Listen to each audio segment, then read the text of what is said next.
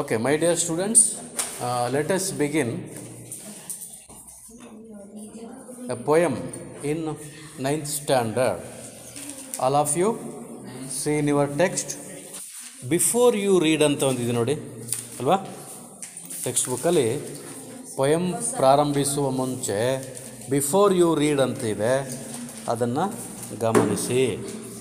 S, before you read, what is the activity given here before reading the poem? ನೋಡಿ, ಈಗ Buddha and Angulimala ಅಂತ ಒಂದು ಚಿತ್ರ ಇದೆ ಅಲ್ವಾ ಅಲ್ಲಿ. ಹಾಂ, my dear students, do you know who is Buddha? Gautama Buddha. Do you know something about Gautama Buddha? ತ್ಯಾಗ, ಮಮತೆ, ಕರುಣೆ, ಪ್ರೀತಿ, ವಾತ್ಸಲ್ಯ ಇವೆಲ್ಲವೂ ಇದ್ದಂಥ ಮಹಾನ್ ವ್ಯಕ್ತಿಗಳು. ಅವ್ರನ್ನ ದೇವರು ಅಂತ ಪೂಜಿಸ್ತಾರೆ. ಗೌತಮ ಬುದ್ಧ ಅವರನ್ನು ದೇವರು ಅಂತ ಪೂಜಿಸ್ತೀವಿ. ಬೌದ್ಧ ಧರ್ಮವನ್ನು ಅವರು ಸ್ಥಾಪಿಸಿದ್ದಾರೆ. Dear students, you see there is a picture of Buddha and Angulimala. Gautama ಬುದ್ಧರ ಬಗ್ಗೆ ಯಾಕೆ ಜನ ಇಡೀ ಜಗತ್ತಿನಾದ್ಯಂತ ತುಂಬ ಅವ್ರನ್ನ ಇಷ್ಟಪಡ್ತಾರೆ ಅಂದರೆ, ಅವರು ತಮ್ಮ ಶತ್ರುಗಳನ್ನು ಕೂಡ ಪ್ರೀತಿಯಿಂದ ಮನವೊಲಿಸಿ ಕ್ರೂರಿಗಳಾಗಿದ್ದರೂ ಕೂಡ ಅವ್ರನ್ನ ಪರಿವರ್ತನೆ ಮಾಡ್ತಿದ್ರು. ಅಂಗುಲಿಮಾಲ ಅನ್ನೋ ಮಹಾನ್ ರಾಕ್ಷಸ.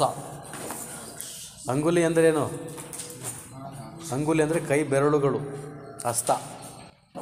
ಅವನೆಂಥ ರಾಕ್ಷಸ ಅಂದರೆ, ಮನುಷ್ಯರನ್ನು ತಿಂದು ಆ ಮನುಷ್ಯರ ಕೈ ಬೆರಳುಗಳನ್ನು ಮಾಲೆಯಾಗಿ ಹಾಕಿಕೊಂಡಿದ್ದ ಅವನು. ಅದಕ್ಕೆ ಅವನ್ನ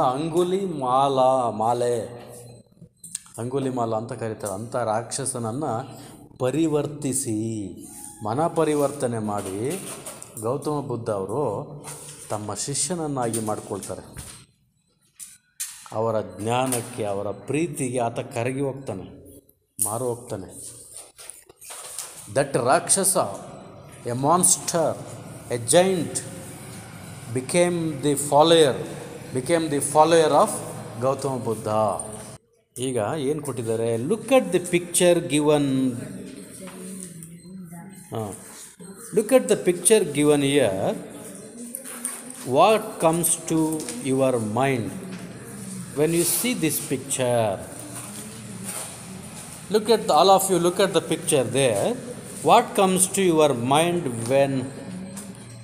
when you see this picture? ಈ ಚಿತ್ರವನ್ನು ನೋಡಿದ ತಕ್ಷಣ ನಿಮ್ಮ ಮನಸ್ಸಿಗೆ ಏನು ಹೊಳೆಯುತ್ತೆ? What comes to your mind ಅಂದಾಗ, so it is the story between Gautama Buddha and ರಾಕ್ಷಸ ಅಂಗುಲಿಮಾಲ ಅನ್ನೋದು ಬರುತ್ತಲ್ವ, ಮನಸ್ಸಿಗೆ ಬರುತ್ತಲ್ವ? ಅದನ್ನು ಇಲ್ಲಿ ನೀವು write briefly your thoughts and feelings in these lines.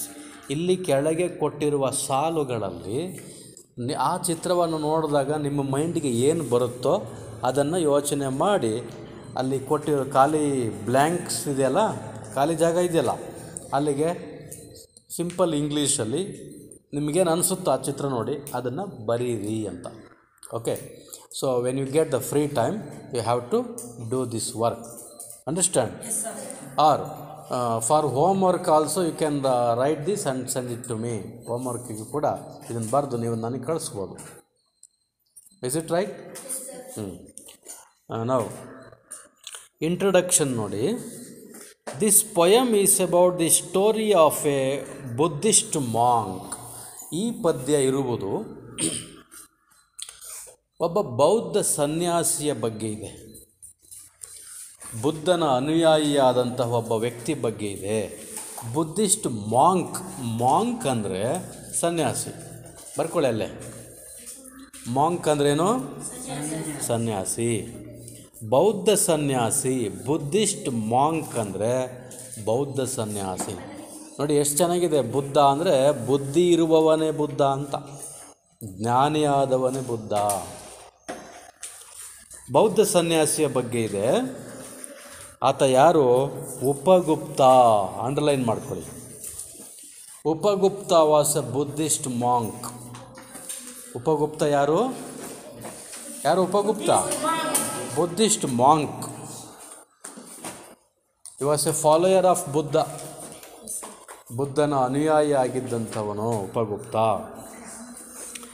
A disciple of lord Buddha. ಭಗವಾನ್ ಬುದ್ಧ ಅವರ ಅನುಯಾಯಿ ಆಗಿದ್ದವನೇ ಉಪಗುಪ್ತ.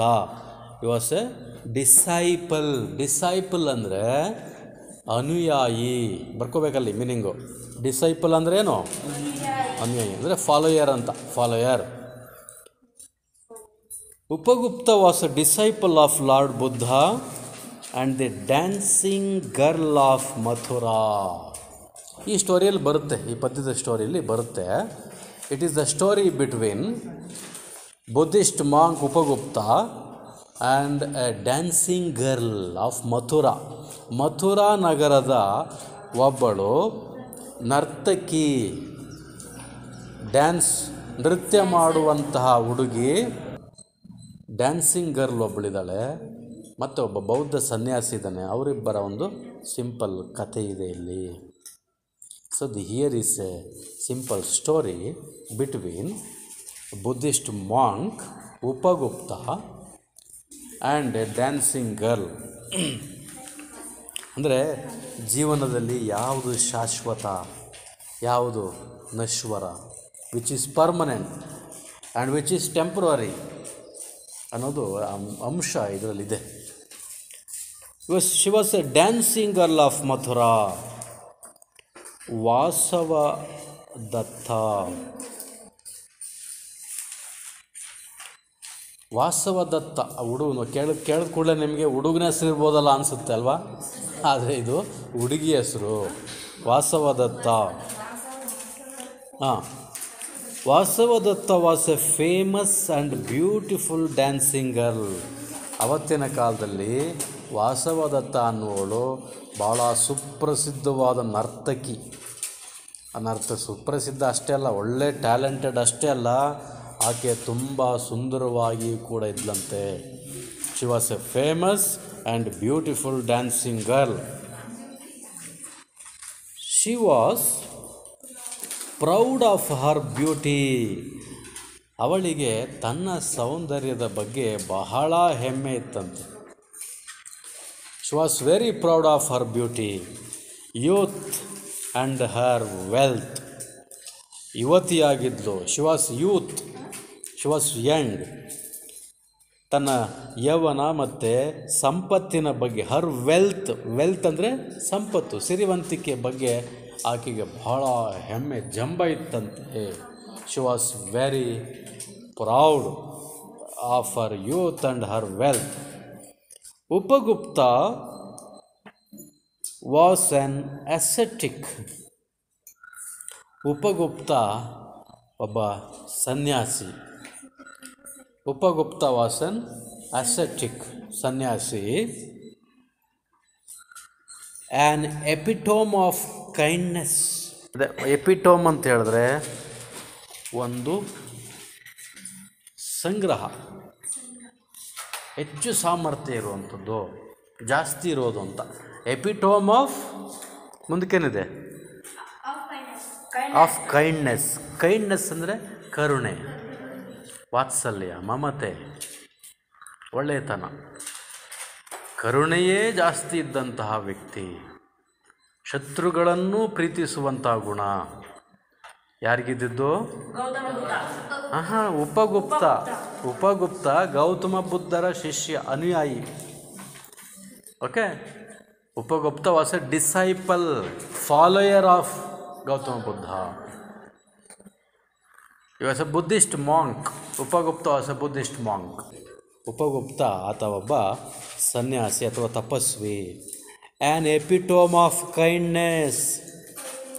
ಒಳ್ಳೆಯ ಕರುಣೆಯೇ ಇದ್ದಂಥ, ಕರುಣೆ ಹೆಚ್ಚಾಗಿದ್ದಂಥ ವ್ಯಕ್ತಿ, ಹೆಚ್ಚು ವಾತ್ಸಲ್ಯ ಮಮತೆ ಇದ್ದಂಥ ವ್ಯಕ್ತಿ. ಎಪಿಟೋಮ್ ಅಂದರೆ so has more too much ಅನ್ನೋ ಅರ್ಥ, ಜಾಸ್ತಿ ಇರುವಂಥದ್ದು. ವಿಸ್ಡಮ್ ಅಂದರೆ ಜ್ಞಾನಿ ಆತ. ಹಿ ವಾಸ್ ಆ್ಯನ್ ಇಂಟೆಲೆಕ್ಚುವಲ್, ಬೌದ್ಧಿಕ ಸಾಮರ್ಥ್ಯ ಜಾಸ್ತಿ ಇದ್ದವನು, ಜ್ಞಾನಿಯಾಗಿದ್ದಂತಹ ವ್ಯಕ್ತಿ. ಆಮೇಲೆ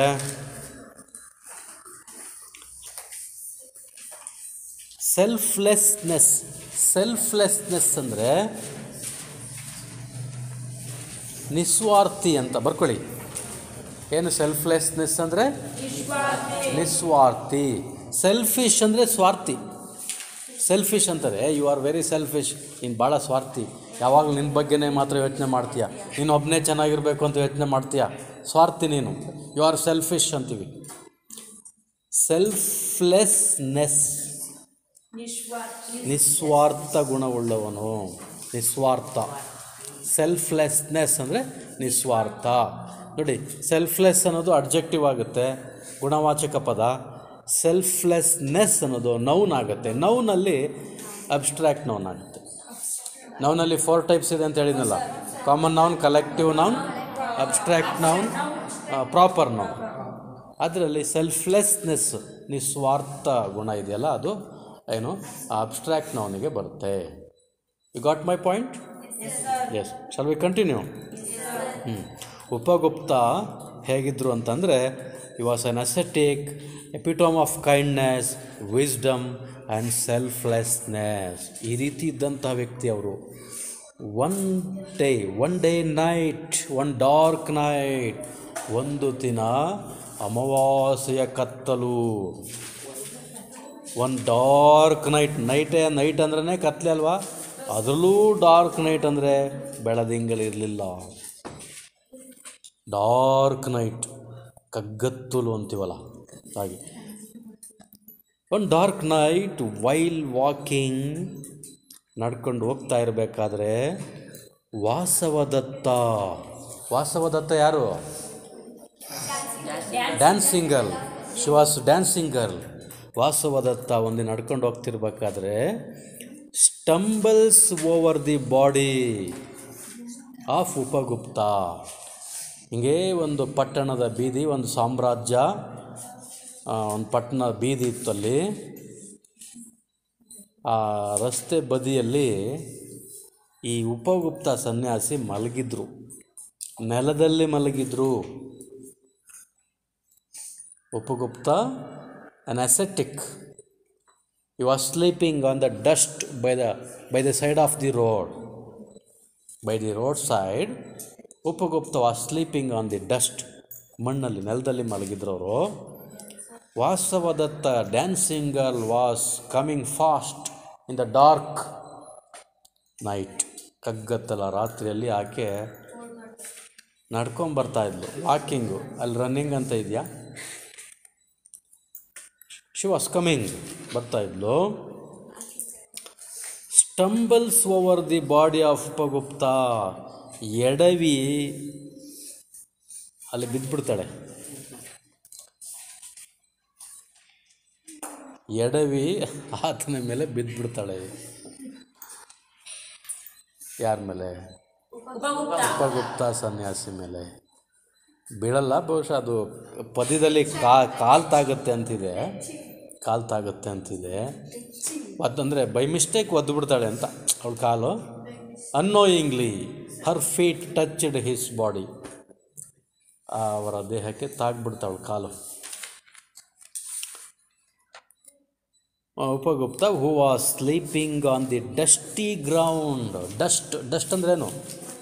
ಧೂಳು. ಡಸ್ಟಿ ಗ್ರೌಂಡ್, ಮಣ್ಣಿನ ಧೂಳು ಇರುವಂಥ ಮಣ್ಣಿನ ಜಾಗದಲ್ಲಿ ಅವರು ಮಲಗಿರ್ತಾರೆ, ಬದಿನಲ್ಲಿ, Upagupta. So this is the background of the poem. Read the poem to know what happen next. ನಂತರ ಏನಾಯಿತು ಅನ್ನೋದಕ್ಕೆ ನೀವು ಪದ್ಯವನ್ನು ಓದಬೇಕು. Teacher reads the poem. Close your books and listen to your teacher recite ಅಂದರೆ ನಾವು ಪಾಠವನ್ನು ಓದುವಾಗ ರೀಡಿಂಗ್ ಅಂತೀವಿ, ಆದರೆ ಪದ್ಯ ಓದುವಾಗ ರಿಸೈಟ್ ಅಂತೀವಿ, ರಿಸಿಟೇಷನ್ ಅಂತೀವಿ. ಪದ್ಯವನ್ನು ಪಠಿಸುವುದು, ವಾಚಿಸುವುದು, ಗೊತ್ತಲ್ಲ? ಪದ್ಯವನ್ನು ಓದೋದಕ್ಕೆ ರಿಸಿಟೇಷನ್ ಅಂತೀವಿ. Dear students, let's know about the author Rabindranath Tagore. Rabindranath Tagore, the greatest of India's modern poets. ಭಾರತದ ಆಧುನಿಕ ಕವಿಗಳಲ್ಲಿ ಬಹಳ ಸುಪ್ರಸಿದ್ಧವಾದಂಥ ಶ್ರೇಷ್ಠ ಕವಿಗಳಲ್ಲಿ ಇವರು ಕೂಡ ಒಬ್ಬರು. ಓಕೆ.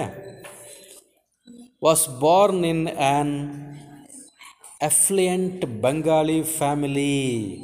ಅಫ್ಲಿಯೆಂಟ್ ಅಂದರೆ ಶ್ರೀಮಂತ, ಬಹಳ ಅನುಕೂಲ ಇರುವಂತಹ ಕುಟುಂಬದಲ್ಲಿ, ತುಂಬ ರಿಚ್ ಫ್ಯಾಮಿಲಿಯಲ್ಲಿ ಇವರು ಜನಿಸಿದ್ದಾರೆ. Was born in an affluent Bengali family, Bengali ಕುಟುಂಬ in 1861. Besides being a poet, ಕವಿ ಅಲ್ಲದೇನೆ, ಪದ್ಯವನ್ನು ಬರೆದಿರೋರು ಅಲ್ಲದೇ ಇವರು ಈ ವಾಸ್ ಎ ನಾವೆಲಿಸ್ಟ್, ಕಾದಂಬರಿಕೆಯನ್ನು ಕೂಡ ಬರೆದಿದ್ದಾರೆ, ಕಾದಂಬರಿಕಾರ ಕೂಡ. ಈ ವಾಸ್ ಎ ನಾವೆಲಿಸ್ಟ್, ಎಸ್ಸೆಯಿಸ್ಟ್, ಪ್ರಬಂಧಗಳನ್ನು ಬರೆದಿದ್ದಾರೆ, ಆ್ಯಂಡ್ ಡ್ರಾಮಾಟಿಸ್ಟ್, ನಾಟಕಕಾರ ಕೂಡ. He was a dramatist also. Tagore was awarded the Nobel prize in 1913. 1913ರಲ್ಲಿ ಇವರಿಗೆ ನೋಬೆಲ್ ಪ್ರಶಸ್ತಿ ಕೂಡ ಬಂದಿದೆ ಫಾರ್ ಹಿಸ್ ಬುಕ್ ಗೀತಾಂಜಲಿ. ಇವರಿಗೆ ಗೀತಾಂಜಲಿ ಎನ್ನುವ ಕಲೆಕ್ಷನ್ ಆಫ್ ಪೊಯಮ್ಸ್, ಕವನ ಸಂಕಲನಕ್ಕೆ ನೋಬೆಲ್ ಪ್ರೈಸ್ ಫಾರ್ ಲಿಟ್ರೇಚರ್, ಸಾಹಿತ್ಯಕ್ಕೆ ಕೊಡುವಂತಹ ನೋಬೆಲ್ ಪ್ರಶಸ್ತಿ ಬಂದಿದೆ. ಯಾರಿಗೆ? ಎಸ್. ಆ ಬುಕ್ ಹೆಸರೇನು? Gitanjali. In which year you was awarded? In which year? 1913. 1913. Next, he was the founder of the internationally famous institution Visva Bharati at Shantiniketan. Tagore started a gurukul, ಅದನ್ನು ಸ್ಥಾಪನೆ ಮಾಡಿದ್ರಲ್ಲ, ಇಂಟರ್ನ್ಯಾಷನಲ್ ತುಂಬ ಫೇಮಸ್ ಆಗಿರುವ ವಿಶ್ವಭಾರತಿ ಯೂನಿವರ್ಸಿಟಿ ಆಗಿದೆ ಅದು, ಅಟ್ ಶಾಂತಿನಿಕೇತನಲ್ಲಿ. His poetry is profoundly and unmistakably Indian. ಅವರ ಬರವಣಿಗೆ ಸಂಪೂರ್ಣವಾಗಿ ಭಾರತೀಯತೆಯನ್ನು ಒಳಗೊಂಡಿದೆ. ಓಕೆ. ಇಂಡಿಯನ್ ಫೀಲ್ ಇದೆ, ಇಂಡಿಯನ್ ಕಲ್ಚರ್ ಇದೆ. He restates the wisdom of India in verse by mingling love, friendship and music. ನೋಡಿ, he restates the wisdom of India, ಭಾರತೀಯ ಜ್ಞಾನವನ್ನು ಅವರು ಪುನರ್ ಹೇಳಿದ್ದಾರೆ. ಯಾವ ರೀತಿಯಲ್ಲಿ? ಪದ್ಯಗಳಲ್ಲಿ ಹೇಳಿದ್ದಾರೆ, ಅವರ ಕೃತಿಗಳಲ್ಲಿ. ಬೈ ಮಿಂಗ್ಲಿಂಗ್, ಏನು ಮಿಕ್ಸ್ ಮಾಡೋದ್ರ ಮೂಲಕ? ಲವ್, ಪ್ರೀತಿ, ಫ್ರೆಂಡ್ಶಿಪ್, ಸ್ನೇಹ, ಆ್ಯಂಡ್ ಮ್ಯೂಸಿಕ್, ಸಂಗೀತ. So all these mixture of love, friendship and music we can see in the literature of Rabindranath Tagore. That is the speciality of Rabindranath Tagore. That's why he became world famous poet and dramatist and novelist. Okay, so this is a very brief information about our national poet Rabindranath Tagore. Okay, dear students, let's know the meanings of the new words which are coming across this poem. Glossary ನೋಡಿ, ಪದಕೋಶ ನೋಡ್ಕೊಳ್ರಪ್ಪ. ಗೆ ಅಂದರೆ happy, ಸಂತೋಷ ಅಂತ ಬರ್ಕೊಳ್ಳಿ ಕನ್ನಡದಲ್ಲಿ. ಗೆ ಅಂದರೆ ಏನು? ಸಂತೋಷ. Disciple ಅಂದರೆ ಅನುಯಾಯಿ ಅಥವಾ ಶಿಷ್ಯ, follower of A religious leader, ಧಾರ್ಮಿಕ ಗುರುವಿನ ಅನುಯಾಯಿ, ಫಾಲೋಯರ್. ಹಿಂಗೆ ಅದಕ್ಕೆ ಡಿಸೈಪಲ್ ಅಂತ ಕರೀತಾರೆ. ಡಿಸೈಪಲ್ ಅಂದರೆ ಅನುಯಾಯಿ. ಟಿಂಕ್ಲಿಂಗ್ ಅಂದರೆ ಮೇಕಿಂಗ್ ಪ್ಲೆಸೆಂಟ್ ಮೆಟಲಿಕ್ ಸೌಂಡ್. ಗಂಟೆನಾದ ಅಂತೀವಲ್ಲ, ಟಿಂಕ್ಲಿಂಗ್ ಅಂದರೆ making a pleasant metallic sound, ಗಂಟೆನಾದ ಅಂತ ತಿಳ್ಕೊಳ್ಳಿ. ಸ್ಟಾರ್ಟಲ್ಡ್ ಅಂದರೆ ಬೆದರಿದ, ಎಕ್ಸ್ಟ್ರೀಮ್ಲಿ ಸರ್ಪ್ರೈಸ್ಡ್ ಅಂತ ಕೊಟ್ಟಿದ್ದಾರೆ ಅಲ್ಲಿ, ಅತ್ಯಾಶ್ಚರ್ಯ ಅಂತಲೂ ಆಗುತ್ತೆ. ಸಡನ್ನಾಗಿ ಹೆದರಿಕೆ ಆಗುತ್ತೆ ನೋಡಿ ನಮಗೆ, ಅದನ್ನು ಸ್ಟಾರ್ಟಲ್ಡ್ ಅಂತ ಕರಿತೀವಿ. ನೆಕ್ಸ್ಟು ಫರ್ಗಿವಿಂಗ್ ಅಂದರೆ ಕ್ಷಮಿಸುವ ಗುಣವುಳ್ಳವರು ಅಂತ. ಮರ್ಸಿಫುಲ್, ಎಕ್ಸ್ಕ್ಯೂಸಿಂಗ್ ಅಂದರೆ ಕ್ಷಮೆ ಯಾಚಿಸುವ ಅಥವಾ ಕ್ಷಮಿಸುವ ಅಂತ. ಸ್ಟಾರ್ಡ್, ಶೈನಿಂಗ್ ಲೈಕ್ ಸ್ಟಾರ್ಸ್, ನಕ್ಷತ್ರಗಳಂತೆ ಹೊಳೆಯುವ. ಮೆಂಟ್ಲಲ್ಲ ಇದು, ಮೆಂಟ್ಲ್ ಅಂತ ಓದ್ಕೊಂಬಿಟ್ಟಿರ, MA ಇದೆ ನೋಡಿ, ME ಇಲ್ಲ. ಮ್ಯಾಂಟ್ಲ್ ಅಂದರೆ loose cloak worn especially in the past, ಸಡಿಲವಾದ ಉಡುಪನ್ನು ಧರಿಸುವುದು, ಟೈಟ್ ಡ್ರೆಸ್ ಅಲ್ಲ.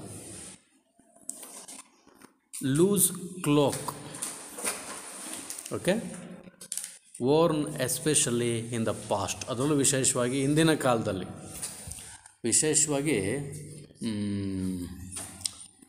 ಈ ಸನ್ಯಾಸಿಗಳಿರ್ತಾರಲ್ಲ, ಸ್ವಾಮೀಜಿಗಳು ತುಂಬ ಟೈಟ್ ಬಟ್ಟೆ ಹಾಕ್ಕೊಂಡಿರ್ತಾರೆ, ಸುಮ್ಮನೆ ಹಿಂಗೆ ಸುತ್ಕೊಂಡಿರ್ತಾರಲ್ಲ ಅಲ್ವಾ? ಹಾಂ, ಕಾವಿ ಬಟ್ಟೆನ ಸುಮ್ಮನೆ ಹಿಂಗೆ ಹಾಕ್ಕೊಂಡಿರ್ತಾರೆ. ಸೊ ಅದು ಒಂದು ಸುಮ್ಮನೆ ಒಂದು ನಿಲ್ಲುವಂಗಿ, ಮೇಲಿಂದ ಕೆಳಗೆ ಒಂದು ನಿಲ್ಲುವಂಗಿ, ಸ್ವಾಮಿ ವಿವೇಕಾನಂದ ಎಲ್ಲ ಹಾಕ್ಕೋತಿದ್ದಲ್ಲ, ಹೌದಾ? ಆ ಥರದ್ದು. Drank with the wine of our youth, ಇದು ಪದ ಭಾಳ ವಿಶೇಷವಾಗಿದೆ. ಯೌವನದ ಮದ್ಯವನ್ನು ಕುಡಿದಂತೆ ಅಂತ. ಅಂದರೆ ಆ ಡ್ಯಾನ್ಸಿಂಗ್ ಗರ್ಲು ಅಷ್ಟು ಬ್ಯೂಟಿಫುಲ್ಲಾಗಿ ಹೆಂಗಾಗಿದ್ಲು ಅನ್ನೋದಕ್ಕೆ ಆ ಪದ ಬಳಸಿದ್ದಾರೆ ಅವರು. Proud of our youth and beauty, ತನ್ನ ಯೌವನ ಮತ್ತು ಸೌಂದರ್ಯದ ಬಗ್ಗೆ ಹೆಮ್ಮೆ ಅಥವಾ ಜಂಬ ಇರುವಂಥದ್ದು. ಆಮೇಲೆ ಆಸ್ಟಿಯರ್ಲಿ ಬ್ಯೂಟಿಫುಲ್ ಅಂದರೆ reflecting the beauty of the ascetic, ತಪಸ್ವಿಯ ಗುಣ, ತಪಸ್ವಿಯ ಸೌಂದರ್ಯ, ಪ್ರಜ್ವಲಿಸುವ ತಪಸ್ವಿಯ ಸೌಂದರ್ಯ ಅಥವಾ ಗುಣ. ಗ್ರೇಸ್ಫುಲಿ ಅಂದರೆ ಕರುಣೆಯಿಂದ, ಕೈಂಡ್ಲಿ. ಗ್ರೇಸ್ಫುಲಿ ಅಂದರೆ ಇಂಗ್ಲೀಷಲ್ಲಿ ಕೈಂಡ್ಲಿ. ನೆಕ್ಸ್ಟ್ ಗ್ರೌಲ್ಡ್ ಅಂದರೆ a long deep sound or series of sounds, ನಿರಂತರವಾದ ಗಟ್ಟಿ ಧ್ವನಿ ಬರೋದು, ಒಂದು ಗಟ್ಟಿಯ ಧ್ವನಿ ನಿರಂತರವಾಗಿ ಬರುವುದು. ನೆಕ್ಸ್ಟ್ ಫುಲ್ ಆಫ್ ಬ್ಲಾಸಮ್ಸ್ ಅಂದರೆ ಹೆವಿ ವಿತ್ ಫ್ಲವರ್ಸ್, ಹೂವುಗಳಿಂದ ತುಂಬಿ ಹೋಗಿರೋದು. ಹೆವಿ ವಿತ್ ಫ್ಲವರ್ಸ್, ಅದನ್ನು ಫುಲ್ ಆಫ್ ಬ್ಲಾಸಮ್ಸ್ ಅಂತೀವಿ. ಬ್ಲಾಸಮ್ಸ್ ಅಂದರೆ ಫ್ಲವರ್ಸ್ ಅಂತ ತಿಳ್ಕೊಳ್ಳಿ. ಅಫಾರ್ ಅಂದರೆ ಫಾರ್ ಅವೇ ಅಂದರೆ ದೂರದ. ನೆಕ್ಸ್ಟ್ ಬೇಸ್ ಅಂದರೆ ಸಪೋರ್ಟ್ ಅಂತೀವಿ, ಬೆಂಬಲಿಸೋ. ಇನ್ನೊಂದು ಅರ್ಥವಿ ಬೇಸ್ ಅಂದರೆ ತಳ ಅಂತಲೂ ಆಗುತ್ತೆ, ಬೇಸ್. ಇನ್ನೊಂದು ಅರ್ಥ ತಳಪಾಯ. ನೆಕ್ಸ್ಟ್ ಸ್ಟ್ರಕ್ ಅಂದರೆ ಅಫೆಕ್ಟೆಡ್, ಪರಿಣಾಮಕ್ಕೆ ಒಳಗಾದ, ಅಫೆಕ್ಟೆಡ್ ದುಷ್ಪರಿಣಾಮವಾಗುವುದು. Next black pestilence. ನಾನೀಗ ಯಾಕೆ ಈಗ ಮೊದಲೇ ಈ ಮೀನಿಂಗ್ಸ್ ಹೇಳ್ತಾ ಇದ್ದೀನಿ, ಪದ್ಯಗಳ ಮಧ್ಯದಲ್ಲಿ ಈ ಪದಗಳು ಬರ್ತವೆ, ಆವಾಗ ಆ ಸೆಂಟೆನ್ಸ್ ಅರ್ಥ ಆಗಬೇಕಾದ್ರೆ ಈ ಪದಗಳ ಅರ್ಥ ಗೊತ್ತಿರಬೇಕು ನಿಮಗೆ, ಅದಕ್ಕೋಸ್ಕರ. ಬ್ಲ್ಯಾಕ್ ಪೆಸ್ಟಿಲೆನ್ಸ್. ಬ್ಲ್ಯಾಕ್ ಪೆಸ್ಟಿಲೆನ್ಸ್ ಅಂದರೆ any infectious disease that spreads quickly and kills a lot of people. ಸಾಂಕ್ರಾಮಿಕ, ಮಾರಣಾಂತಿಕ ಸಾಂಕ್ರಾಮಿಕ ರೋಗ. ಕರೆಕ್ಟಾಗಿ ನೋಡಿ, ಈ ಕರೋನಾ ಬಂದಿರೋ ಟೈಮಲ್ಲೇ ಈ ಪದ್ಯ ಕರೆಕ್ಟ್ ಸೂಟ್ ಆಗುತ್ತೆ. ಮಾರಣಾಂತಿಕ ಸಾಂಕ್ರಾಮಿಕ ರೋಗ, ಬ್ಲ್ಯಾಕ್ ಪೆಸ್ಟಿಲೆನ್ಸ್. ಹಿಂದೆ ಸಿಡುಬು ರೋಗ ಇವೆಲ್ಲ ಬರ್ತೀವಿ. ಅಮ್ಮ ಆಗೋದಂತ ಕೇಳಿದ್ದೀರ ನೀವು? ಮೈ ಮೇಲೆಲ್ಲ ಇಷ್ಟಪ್ಪ ಗುಳ್ಳೆ ಆಯಿತು. ಅದು ಹಿಂದಿನ ಕಾಲದಲ್ಲಿ ಈ ಮೆಡಿಸಿನ್ನು ಅವೆಲ್ಲ ಅಡ್ವಾನ್ಸ್ ಟೆಕ್ನಾಲಜಿ ಇವೆಲ್ಲ ಇಲ್ಲದೆ ಇರೋ ಕಾಲದಲ್ಲಿ ಬಂದರೆ ಹೊರ್ಟೋಗ್ತಿರ್ಲಿಲ್ಲ, ವಾಸಿ ಮಾಡ್ಕೊಳಕ್ಕಾಗ್ತಿರಲಿಲ್ಲ. ಅದು ಬಂದರೆ ಇಡೀ ಊರವ್ರಿಗೆಲ್ಲ ಹಬ್ಬಿಬಿಡೋದಂತೆ. ಅದಕ್ಕೆ ಕೆಲವ್ರು ಏನು ಮಾಡೋದು, ಅವ್ರನ್ನ ಊರಿಂದ ತೊಗೊಂಡೋಗಿ ಆಚೆ ಬಿಟ್ಟು ಬಂದ್ಬಿಡೋರಂತೆ. ಅವರೆಲ್ಲ ಸತ್ತೋಗ್ಬಿಡ್ಲಿ, ಅವ್ರನ್ನ ಯಾರಿಗೂ ನೀರು ಕೊಡ್ತಿರಲಿಲ್ಲ, ಅವ್ರಿಗೆ ಏನೂ ಕೊಡ್ತಿರಲಿಲ್ಲ, ಅವ್ರ ಹತ್ರಕ್ಕೂ ಹೋಗ್ತಿರಲಿಲ್ಲ, ಅವ್ರ ಗಾಳಿನೂ ಬೀಸ್ಕೊಂಬರೋಂಗಿರಲಿಲ್ಲ. ಆ ಥರದ ದಿಕ್ಕಲ್ಲಿ ತೊಗೊಂಡೋಗಿ ಬಿಸಾಕಿ ಬಂದ್ಬಿಡೋರಂತೆ. Next contagion, the spreading of the disease by contact. ಅದೇ ಸಾಂಕ್ರಾಮಿಕ ಅಂತ ಒಬ್ಬರಿಂದ ಒಬ್ಬರಿಗೆ ಹರಡುವುದು, ಸಂಪರ್ಕದಿಂದ ಹರಡುವ ವಿಷ ಏನು ಇದು. ಈ ಕರೋನಾ ಹಂಗೆ ಬರುತ್ತೆ ಅಂತಾರಲ್ವಾ, ಒಬ್ಬರಿಂದ ಒಬ್ಬರಿಗೆ. ಅದೇ ಇದನ್ನು ಈ ರೀತಿಯ ವಿಷ ವೈರಸ್ಸು ಸ್ಪ್ರೆಡ್ ಆಗುವುದು. ಸ್ಪ್ರೆಡಿಂಗ್ ಆಫ್ ಡಿಸೀಸ್, ಕಾಯಿಲೆ ಸ್ಪ್ರೆಡ್ ಆಗುವುದು ಹೇಗೆ? ಬೈ ಕಾಂಟ್ಯಾಕ್ಟ್, ಪರಸ್ಪರ ಸಂಪರ್ಕದಿಂದ ಬರುತ್ತೆ ಅನ್ನೋದು. ನೆಕ್ಸ್ಟ್ ಸ್ಮೇರ್ಡ್ ಅಥವಾ ಸ್ಮಿಯರ್ಡ್ ಅಥವಾ ಸ್ಮೇರ್ಡ್ ಅಂದರೆ ಅಪ್ಲೈಡ್, ಸವರುವುದು, ಹಚ್ಚುವುದು. ಗಾಯಕ್ಕೆ ಔಷಧಿ ಹಚ್ತೀವಲ್ಲ ಅದು ಸ್ಮೇರ್ಡ್. ನೆಕ್ಸ್ಟ್ ರ್ಯಾಂಪಾರ್ಟ್ ಅಂದರೆ A high wide wall of earth built around A castle town etcetera. ಒಂದು ಪಟ್ಟಣದ ಸುತ್ತ, ಒಂದು ದೊಡ್ಡ ಮನೆಯ ಬಂಗಲೆಯ ಸುತ್ತ ನಾವೇನು ಕಾಂಪೌಂಡ್ ಕಟ್ಟಿರ್ತೀವಲ್ಲಪ್ಪ, ಅದನ್ನ ಇನ್ನೂ ಎತ್ತರ ಕಟ್ಟಿರೋದು ಅಂದರೆ ಕೋಟೆ ಅಂತ ತಿಳ್ಕೊಳ್ಳಿ. ಕೋಟೆ ರ್ಯಾಂಪಾರ್ಟ್ ಅಂದರೆ ಕೋಟೆಯ ಗೋಡೆ, ಎತ್ತರವಾದ ಗೋಡೆ. ಪ್ರೊಟೆಕ್ಷನ್ಗೆ ಒಂದು ಟೌನ್ ಸುತ್ತ ಬೇಲಿ ಹಾಕೋದು ಅಥವಾ ಗೋಡೆ ಕಟ್ಬಿಡೋದು, ಅದು ರ್ಯಾಂಪಾರ್ಟ್, ರಕ್ಷಣಾ ಗೋಡೆ. ಕ್ಯಾಸಲ್ ಅಂತ ಇದೆ. ಕ್ಯಾಸಲ್ ಅಂದರೆ ಒಂದು ಬಂಗಲೆ, ದೊಡ್ಡ ಮನೆ, castle. So these are the important words you will see through the poem. ಪದ್ಯ ಶುರು ಮಾಡೋಣವೇ? ಪೊಯಮ್ ಸ್ಟಾರ್ಟ್ ಮಾಡೋಣ. ಪದ್ಯ ಯಾವುದು? Upagupta. Let's begin the first stanza of the poem. Upagupta, the disciple of Buddha, lay asleep on the dust by the city wall of Mathura. Mathura ನಗರದ ಮುಖ್ಯ ರಸ್ತೆಯ ಬದಿಯಲ್ಲಿ ಉಪಗುಪ್ತ ಅನ್ನುವ ಬೌದ್ಧ ಸನ್ಯಾಸಿ, ತಪಸ್ವಿ, ಮಣ್ಣಿನಲ್ಲಿ, ಧೂಳಿನಲ್ಲಿ ಅಂದರೆ ನೆಲದಲ್ಲಿ ಮಲಗಿದ್ದ. ರಸ್ತೆ ಬದಿಯಲ್ಲಿ ಉಪಗುಪ್ತ, ದ ಡಿಸೈಪಲ್ ಆಫ್ ಬುದ್ಧನ ಅನುಯಾಯಿಯಾದಂತಹ ಉಪಗುಪ್ತ, ಲೇ ಅಸ್ಲೀಪ್ ಮಲಗಿದ್ದನು, ಆನ್ ದ ಡಸ್ಟ್ ಧೂಳಿನಲ್ಲಿ, by the city wall of Mathura ನಗರದ ಕೋಟೆಯ ಗೋಡೆಯ ಪಕ್ಕದಲ್ಲಿ ಮಲಗಿದ್ದನು. By the city wall of Mathura. Lamps were all out, doors were all shut. ಆ ಕತ್ತಲೆ ರಾತ್ರಿ, ದೀಪಗಳೆಲ್ಲ ಆರಿ ಹೋಗಿದ್ದವು. Lamps were all out. Lamp ದೀಪಗಳು ಆರಿ ಹೋಗಿದ್ದು, ಹಾರಿ ಹೋಗಿದ್ದು ಅಲ್ಲ, ಆರಿ ಹೋಗಿದ್ದು. ಓಕೆ, ಆರಿ ಹೋಗಿದ್ದು. Lamps were all out, doors were all shut. ಬಾಗಿಲುಗಳೆಲ್ಲ ಮುಚ್ಚಿದ್ದವು, ಅಂದರೆ ಎಲ್ಲರೂ ಮಲಗಿದ್ದಂಥ ಸಮಯ. Doors were all shut means all the people in the Mathura city, they were all sleeping in the night.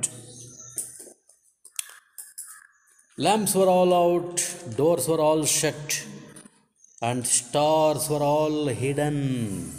ಎಲ್ಲ ನಕ್ಷತ್ರಗಳು ಮುಚ್ಚಲ್ಪಟ್ಟಿದ್ದವು, ಮರೆಮಾಚಲ್ಪಟ್ಟಿದ್ದವು. All the stars were hidden. Hidden ಅಂದರೆ ಮುಚ್ಚಿರುವುದು, ಅಂದರೆ ಮೋಡ ಮುಚ್ಚಿದ ಸ್ಥಿತಿ ಅಂತ ತಿಳ್ಕೊಳ್ಳಿ. ಮೋಡ ಆವರಿಸಿರುವ. ನಮಗೆ ಸ್ಟಾರ್ಸ್ಗಳು ಯಾಕೆ ಕಾಣಿಸ್ತಾ ಇಲ್ಲ ಅಂದರೆ, ಯಾಕೆ ಕಾಣಿಸ್ತಾ ಇಲ್ಲ ಸ್ಟಾರ್ಸ್ಗಳು? ಮೋಡ ಮುಚ್ಚಿದೆ. ಮರ್ಕಿ ಸ್ಕೈ ಏನು? And stars were all hidden. ನಕ್ಷತ್ರಗಳೆಲ್ಲ ಮುಚ್ಚಲ್ಪಟ್ಟಿವೆ, ಆವರಿಸಿವೆ, ಮುಚ್ಚಿದೆ. By the murky sky of August. Monkey ಅಲ್ಲ ಅದು, ಮರ್ಕಿ. ಮರ್ಕಿ ಅಂದರೆ ಮುಚ್ಚಲ್ಪಟ್ಟಿರುವುದು, ಆವರಿಸಿರುವುದು. Murky sky of August. August ತಿಂಗಳ ಮಳೆ ಮೋಡ ಬೇರೆ ಇದೆ ಅಂತ ರಾತ್ರಿಯಲ್ಲಿ ಆವರಿಸಿದೆ.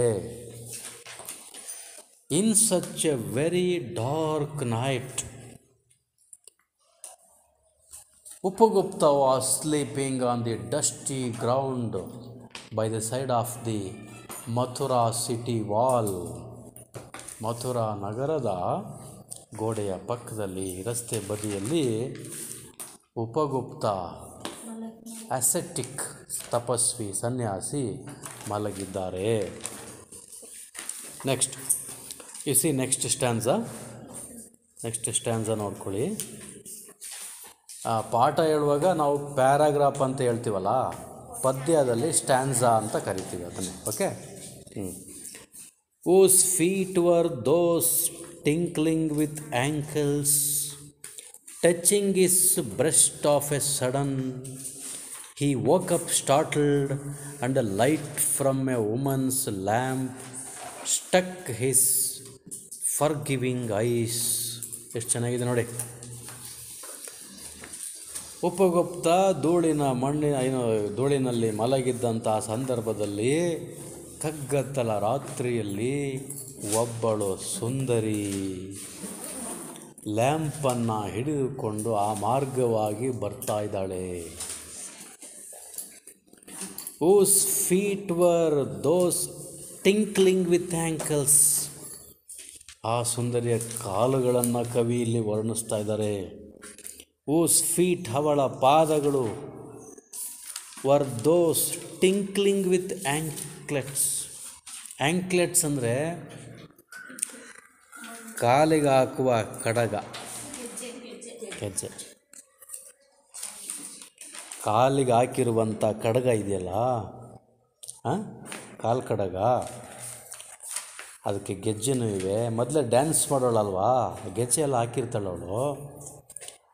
ಆ ಬರ್ತಾ ಇರೋ ಹೆಜ್ಜೆ ಶಬ್ದ, ಸಪ್ಪಳ, ಅಪ್ಪಳನ ಸಪ್ಪಳ,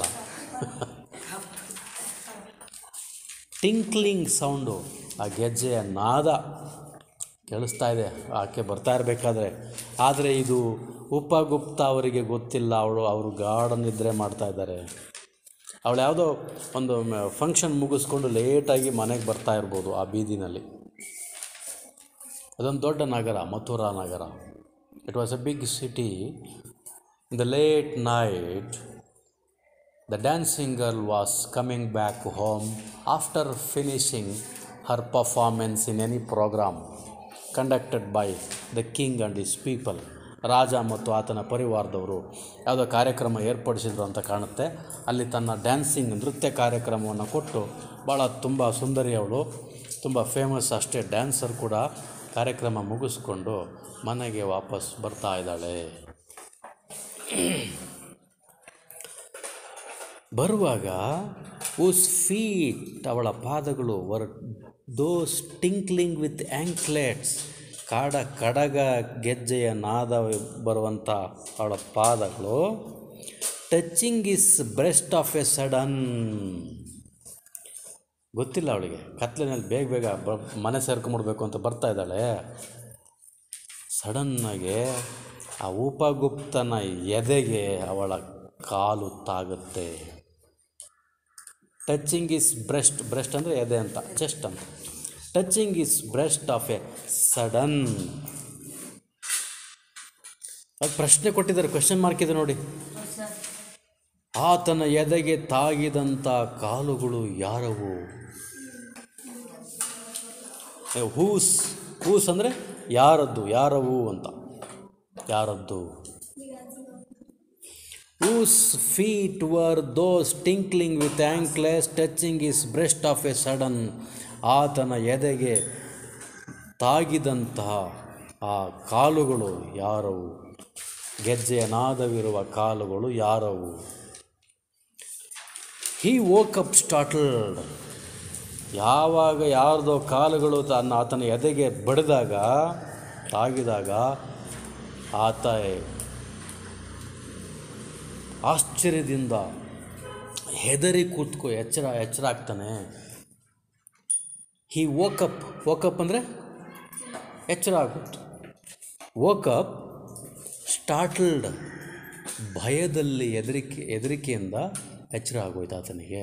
ಹಿ woke up startled and the light from a woman's lamp, ಒಂದು ಹೆಂಗಸಿನ ಕೈಯಲ್ಲಿ ಇದ್ದಂಥ ಲ್ಯಾಂಪಿನ ಬೆಳಕು, ಲೈಟು, ಓಕೆ, ಅವನ ದಯಾಮಯವಾದಂಥ ಕಣ್ಣುಗಳ ಮೇಲೆ ಆ ಬೆಳಕು ಬಿದ್ದಿತು. ಅಂದರೆ ಆ ಉಪಗುಪ್ತ ಮಲಗಿದ್ನಲ್ಲ ಆ ಸನ್ಯಾಸಿ, ಅವನ ಮುಖದ ಮೇಲೆ ಆಕೆ ಹಿಡಿದುಕೊಂಡು ಬಂದಿರುವ ಲ್ಯಾಂಪ್ ಇದೆಯಲ್ಲ, ಲ್ಯಾಂಪಿನ ಬೆಳಕಿನಲ್ಲಿ ಆತನ ಮುಖ ಕಾಣುತ್ತೆ. Lamp stuck his forgiving ice, ಕರುಣೆಯ ಕಣ್ಣುಗಳು.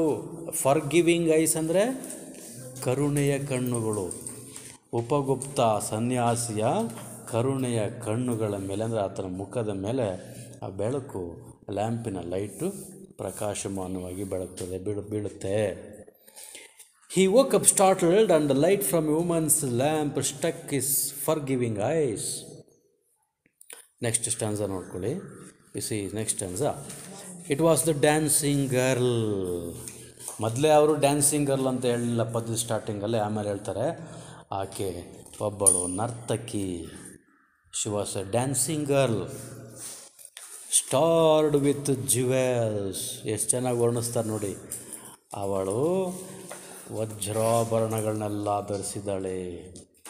ಮೊದಲೇ ಡ್ಯಾನ್ಸಿಂಗ್ ಗರ್ಲ್ ಅಲ್ವಾ, ಡ್ಯಾನ್ಸ್ ಪ್ರೋಗ್ರಾಮ್ ಕೊಡೋಕ್ಕೆಲ್ಲ ಹೋಗ್ಬೇಕಲ್ಲ, ನೂರಾರು ಜನ ನೋಡ್ತಾರೆ ವೇದಿಕೆ ಮೇಲೆ ಆಕೆಯನ್ನು.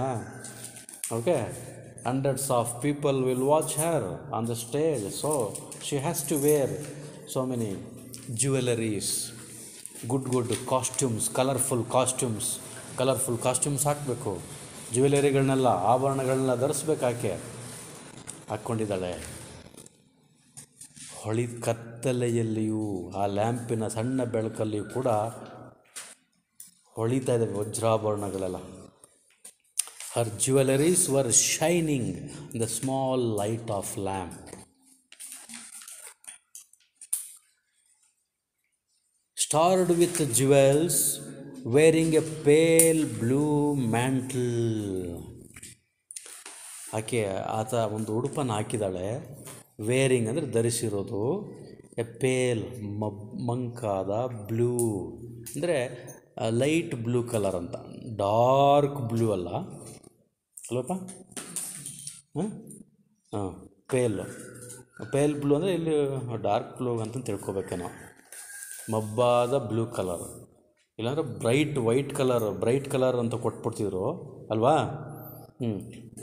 ಎ ಪೇಲ್ ಬ್ಲೂ ಮ್ಯಾಂಟ್ಲ್ ಅಂದರೆ ಈಗಾಗಲೇ ಹೇಳಿದ್ನಲ್ಲ, ಉಡುಪು ಅಲ್ವಾ ಅದೊಂದು, ಹೌದಾ? It's a costume. ಆ ಕಾಸ್ಟ್ಯೂಮನ್ನು ಹಾಕಿದಾಳು ಅವಳು, ಅದ್ರ ಮೇಲೆ ಜ್ಯುವೆಲರೀಸ್ಗಳನ್ನ ಹಾಕ್ಕೊಂಡಿದ್ದಾಳೆ. Drink with the wine of her youth, ಅಂದರೆ ಆಕೆ ಇನ್ನೂ ತುಂಬ ಯಂಗಾಗಿ ಯುವತಿಯಾಗಿದ್ದವಳು ಅಂತ ಕವಿ ಹೇಳ್ತಾರೆ. ಯೌವನದ ಮದ್ಯವನ್ನು ಕುಡಿದಂತೆ ಇದ್ದಳು ಅಂತ ಕವಿ ಹೇಳ್ತಾನೆ. ಡ್ರಂಕ್ ಅಂದರೆ ಈ ಕುಡಿದಿರೋವಂಥದ್ದು ಅಂತ. ಡ್ರಿಂಕ್ ಅಂತೀವಲ್ಲ, drink present tens, drank past tens, drunk past participle ಅಂತ. ಕುಡಿದಿರೋದು. ಡ್ರಂಕ್ ಏನನ್ನು? ವಿತ್ ದಿ ವೈನ್, ಮದ್ಯ ಅಂತೀವಲ್ಲ, ಎಂಡ ಸಾರಾಯಿ ಅಂತಾರಲ್ರ, ಡ್ರಿಂಕ್ಸ್ ಅಂತಾರಲ್ಲಪ್ಪ ಅಲ್ವಾ. ವಿತ್ ದಿ ವೈನ್, ಎಂತಹ ಮದ್ಯ? ಆಫ್ ಹರ್ ಯೂತ್, ಅವಳ ಇನ್ನೂ ಏಜ್ ಇದೆ ಅಲ್ವಾ, ಸುಂದರವಾದಂಥ ಏನು ಯುವತಿ, ಯೌವನದ ಮದ್ಯವನ್ನು ಕುಡಿದಂತಿದ್ಲು ಅಂತ. ಅಂದರೆ ಅವಳು ಡ್ರಿಂಕ್ಸ್ ಮಾಡಿರಲಿಲ್ಲ, ಅಂದರೆ ಆಕೆ ಅಷ್ಟು ಚೆನ್ನಾಗಿದ್ಲು ಅನ್ನೋದನ್ನು ಆ ಕವಿ ಆ ರೀತಿ ಡಿಸ್ಕ್ರೈಬ್ ಮಾಡ್ತಾರೆ, ವರ್ಣಿಸ್ತಾರೆ. Next, she lowered her lamp and saw the young face austerely beautiful. Austerely ಅದಕ್ಕೆ ಒಂದು ಮೀನಿಂಗ್ ಹೇಳಿದೆ ನಾನು. ಏನು ಹೇಳಿದ್ದೀನಿ? ಓಕೆ, ನೋಡ್ಕೊಳ್ಳಿ, ತಪಸ್ವಿಯ ಗುಣ. She lowered her lamp and saw the young face austerely beautiful. ಅವಳೇನು ಮಾಡ್ತಾಳೆ, ಹಿಂಗೆ ತಕ್ಷಣ ತನ್ನ ಕಾಲು ಒದ್ದು ಬಿಡುತ್ತಲ್ಲ, ತಾಗುತ್ತಲ್ಲ, ಅವನು ಬೆಚ್ಚಿ ಕೂತ್ಕೊಳ್ತಾನಲ್ಲ ಅಲ್ವಾ. ಯಾರಿರ್ಬೋದು ಅಂತ ಲ್ಯಾಂಪನ್ನು ಹಿಂಗೆ ಹಿಡಿದಿದ್ದವಳು ಹಿಂಗೆ ಕೆಳಕ್ಕೆ ಹಿಂಗೆ ಬಿಟ್ಟು, ಲ್ಯಾಂಪ್ ಬಿಟ್ಟು ಹಿಂಗೆ ಹಿಡಿದು ನೋಡ್ತಾಳೆ. She lowered her lamp and saw, ನೋಡಿದಳು. Young face, ಆ ಸನ್ಯಾಸಿ ಕೂಡ ಮುದುಕಲ್ಲ, ಆತ ಕೂಡ ಯಂಗ್ ಫೇಸ್. ಆಸ್ಟ್ರಿಯರ್ಲಿ ಬ್ಯೂಟಿಫುಲ್, ತಪಸ್ವಿ ಆಗಿದ್ದರೂ ಕೂಡ ತುಂಬ ಸುಂದರವಾದಂಥ ತಪಸ್ವಿ ಆತ. ಅವನನ್ನು ಆಕೆ ನೋಡಿದ್ಲು. And saw the young face austerely beautiful ನೋಡಿದಾಗ next stanza see next stanza. Forgive me young ascetic said the woman. ಆ ಹೆಂಗಸು, ಆಕೆ ನೃತ್ಯಗಾರ್ತಿ ಹೇಳ್ತಾಳೆ, ನನಗೆ ಗೊತ್ತಾಗಲಿಲ್ಲ ಮಹಾಸ್ವಾಮಿಗಳೇ, ದಯವಿಟ್ಟು ನನ್ನನ್ನು ಕ್ಷಮಿಸಿ, ಕತ್ತಲೆ ಕಾಣಲಿಲ್ಲ, ಒದ್ದುಬಿಟ್ಟೆ ನಿಮ್ಮನ್ನು ಅಂತ ಹೇಳ್ತಾಳೆ. ಫರ್ಗಿವ್ ಮೀ ಅಂದ್ರೇನು? ಕ್ಷಮಿಸಿ. ಫರ್ಗಿವ್ ಮೀ ಅಂದರೆ ಕ್ಷಮಿಸಿ. ಫರ್ಗಿವ್ ಮೀ ಯಂಗ್ ಅಸೆಟಿಕ್, ಯುವ ಸನ್ಯಾಸಿಯೇ ನನ್ನನ್ನು ಕ್ಷಮಿಸಿ. Said the woman, graciously come to my house. Graciously, ದಯಮಾಡಿ, ತಮ್ಮ ದಯೆಯಿಂದ ನನ್ನ ಮನೆ ಪಾವನ ಆಗಲಿ. ಗ್ರೇಸ್, ನೀವು ದಯಮಾಡಿ ನನ್ನ ಮನೆಗೆ ಬನ್ನಿ. ಈ ಧೂಳಿನ ಕಣದಲ್ಲಿ, ಮಣ್ಣಿನಲ್ಲಿ ಯಾಕೆ ಈ ಧೂಳಿನಲ್ಲಿ ನೀವು ಮಲಗಿದ್ದೀರಿ ಅಂತ ಕರಿತಾಳವಳು. Graciously come to my house, the dusty earth is not fit bed for you. ಈ ಮಣ್ಣಿನ ಧೂಳಿನ ಈ ಜಾಗ ನಿಮಗೆ ಮಲಗಲು ಯೋಗ್ಯವಾದದ್ದಲ್ಲ. It is not fit bed for you. Graciously you come to my house.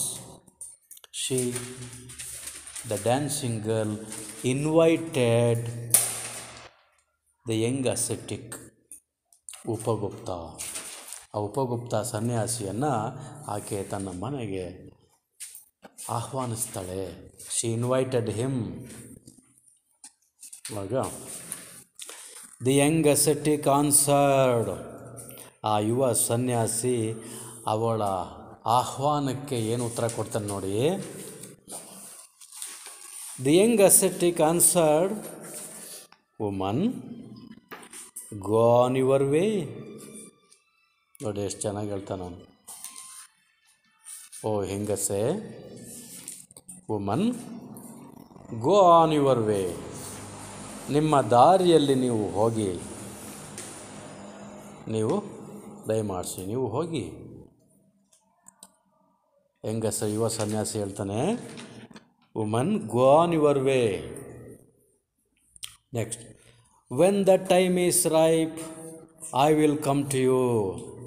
ಖಂಡಿತ ನಿಮ್ಮ ಮನೆಗೆ ನಾನು ಬರ್ತೀನಿ, ಆದರೆ ಈಗ ಬರಲ್ಲ. When the time is ripe, ripe ಅಂದರೆ ಮಾಗಿದ, ಹಣ್ಣಾದ ಅಂತ. ಅಂದರೆ ಇಲ್ಲಿ ಕಾಲ ಬಂದಾಗ ನಾ ಬರ್ತೀನಿ ಅಂತ. ಆ ಕಾಲ ಬರುತ್ತೆ, ನಾನು ನಿಮ್ಮ ಮನೆಗೆ ಬರುವಂತಹ ಕಾಲ ಬರುತ್ತೆ, ಸಮಯ ಬಂದಾಗ ನಾ ಬರ್ತೀನಿ. ಕಾಲ, ಅದಕ್ಕೆಲ್ಲ ಒಂದು ಕಾಲ ಪಕ್ವವಾಗಬೇಕು, ಆವಾಗ ನಾನು ಬರ್ತೀನಿ. ಪ್ಲೀಸ್ ಡೋಂಟ್ ಫೋರ್ಸ್ ಮೀ ನಾವು, ಈಗ ನನ್ನನ್ನು ಬಲವಂತ ಮಾಡಬೇಡಿ ಅಂತ ಆ ಯುವ ಸನ್ಯಾಸಿ ಆ ಬ್ಯೂಟಿಫುಲ್ ಡ್ಯಾನ್ಸಿಂಗ್ ಗರ್ಲಿಗೆ ರಿಪ್ಲೈ ಮಾಡ್ತಾರೆ. When the time is ripe I will come to you. Suddenly the black night showered its teeth in a flash of lightning.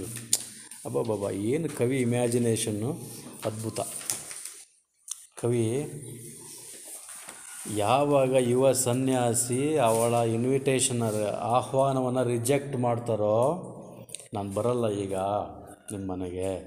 When the time is ripe, ಕಾಲ ಪಕ್ವವಾದಾಗ I will come to you ಅಂತ ಹೇಳ್ತಾರಲ್ಲ, ಆವಾಗ ಮೋಡ ಮುಚ್ಚಿದ ವಾತಾವರಣ ಇತ್ತು, ಮೋಡ ಮುಚ್ಚಿದ ಆಕಾಶ ಇತ್ತಲ್ಲ, ಅದಕ್ಕೆ ಕಗ್ಗತ್ತಲು ರಾತ್ರಿ ಅಂತ ಹೇಳ್ತಿದ್ರಲ್ಲ. ಬಹುಶಃ ಮಳೆ ಬರುವ ಸಂದರ್ಭ ಇರ್ಬೋದು. ಅಂಥ ಸಂದರ್ಭದಲ್ಲಿಯೂ ಕೂಡ ಯುವ ಸನ್ಯಾಸಿ ಆಕೆಯ ಮನೆಗೆ ಹೋಗಲಿಲ್ಲ. ನೋಡಿ ಮನಸ್ಸಿನ ನಿರ್ಧಾರ ಹೇಗಿರುತ್ತೆ, ಶ್ರೇಷ್ಠ ವ್ಯಕ್ತಿಗಳು ಹೇಗಿರ್ತಾರೆ ನೋಡಿ ಅಲ್ವಾ. ಆ ಉತ್ತರ ಕೇಳಿದ ಕೂಡಲೇ ಕಾರ್ಮೋಡ ಕವಿದ ಆಕಾಶದಲ್ಲಿ ಒಂದು ಮಿಂಚು ಪಳಾರಂತ ಬಂತು, ಒಂದು ಸಿಡಿಲು, ಒಂದು ಮಿಂಚು ಬಂತು. ಅದ ಕವಿ ಎಷ್ಟು ಚೆನ್ನಾಗಿ ವರ್ಣಿಸೋದು ನೋಡಿ, ಭಾಳ ಚೆನ್ನಾಗಿದೆ ಇದು. ಸಡನ್ಲಿ, ಇದ್ದಕ್ಕಿದ್ದಂತೆ, ದ ಬ್ಲ್ಯಾಕ್ ನೈಟ್, ಕಗ್ಗತ್ತಲು, ಕಾರ್ಗತ್ತಲು, ಶೋವ್ಡ್, ತೋರಿಸಿತು. ಏನು ತೋರಿಸ್ತದೆ? ಇಟ್ಸ್ ಟೀತ್, ತನ್ನ ಹಲ್ಲುಗಳನ್ನು ತೋರಿಸ್ತು ಅಂತ ಹೇಳ್ತಾರೆ. ಕಗ್ಗತ್ತಲ ರಾತ್ರಿ ತನ್ನ ಹಲ್ಲುಗಳನ್ನು ಪ್ರದರ್ಶಿಸಿತು, ತೋರಿಸ್ತು ಇದ್ದಕ್ಕಿದ್ದಂತೆ. ಇನ್ a flash of lightning, lightning ಅಂದರೆ ಮಿಂಚು. ಆ ಮಿಂಚಿನಲ್ಲಿ ಫಳಾರ್ ಅಂತ ಒಂದು ಮಿಂಚು ಬಂತು. ಅದರಲ್ಲಿ ಆ ಕತ್ತಲ ರಾತ್ರಿ ತನ್ನ ಹಲ್ಲುಗಳನ್ನ ತೋರಿಸ್ತು, ಅಂದರೆ ಒಂದು ಮಿಂಚು ಬಂತು. ನೆಕ್ಸ್ಟ್ ನೋಡ್ಕೊಳ್ಳಿ. The storm growled from the corner of the sky. ಭಾಳ ಇಮ್ಯಾಜಿನೇಷನ್ ಭಾಳ ಚೆನ್ನಾಗಿದೆ ಕವಿದು.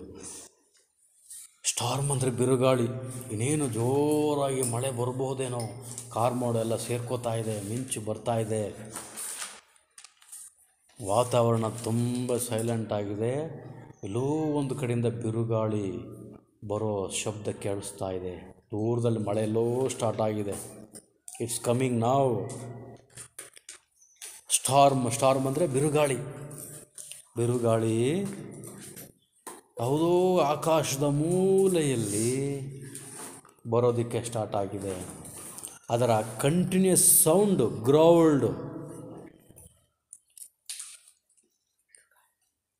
ಗ್ರೌಲ್ಡ್ಗೆ ಅದು ಕಂಟಿನ್ಯೂಸ್ ಸೌಂಡ್ ಅಂತ ಬಂತಲ್ಲ ಅಲ್ವಾ, ನಿರಂತರ ಶಬ್ದ,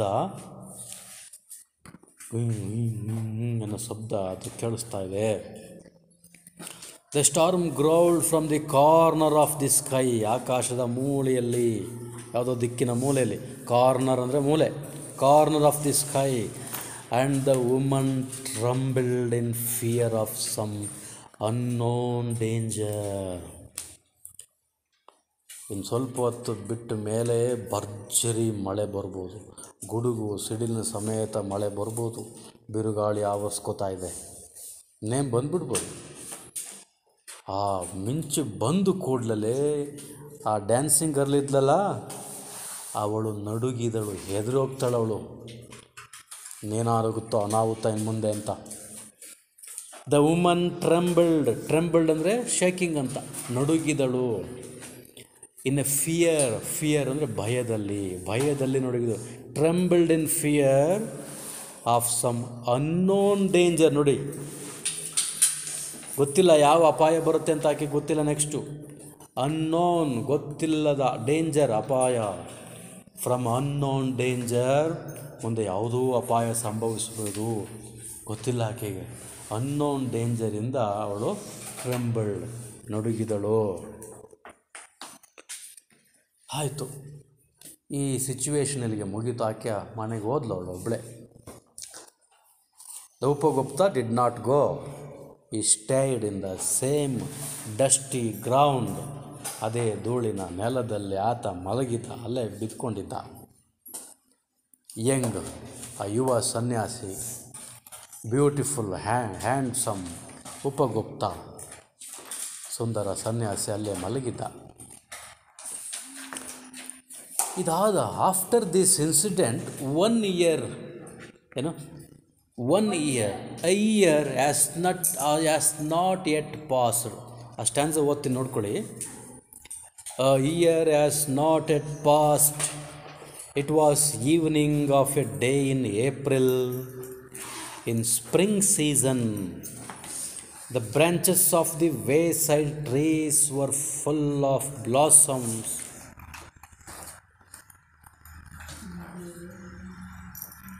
Gay notes of the flute came floating in the warm spring air from afar. ಈಗ ಅವ್ರು ಹೇಳ್ತಾರೆ, ಈ ಘಟನೆ ಆಗಿ ಆ ಡ್ಯಾನ್ಸಿಂಗ್ ಗರ್ಲ್ ಅವ್ರನ್ನ ರಿಕ್ವೆಸ್ಟ್ ಮಾಡಿದ್ದು, ಆ ಉಪಗುಪ್ತ ಹೆಂಗ್ ಅಸೆಟಿಕ್ ಅದನ್ನು ರಿಜೆಕ್ಟ್ ಮಾಡಿದ್ದು, ನಾನು ಬರಲ್ಲ, ಹೋಗಿ ನೀವು ಸಮಯ ಬಂದಾಗ ನಾನು ಬರ್ತೀನಿ ಅಂತ ಹೇಳಿದ್ದು, ಇನ್ನೂ 1 ವರ್ಷ ಕಳೆದಿಲ್ಲ. A year has not yet passed. ಇನ್ನೂ 1 ವರ್ಷ ಕೂಡ ಇನ್ನೂ ಕಳೆದಿಲ್ಲ. ಎಟ್ ಅಂದರೆ ಇನ್ನೂ ಕೂಡ, ಇನ್ನೂ ನಾಟ್ ಎಟ್ ಪಾಸ್ಡ್, ಇನ್ನೂ ಮುಗಿದಿಲ್ಲ 1 ವರ್ಷ. ಅಷ್ಟೊತ್ತಿಗೆ it was evening of A day in April ತಿಂಗಳ ಒಂದು ಸಂಜೆಯ ಸಮಯ. It was evening of A day in April in spring season.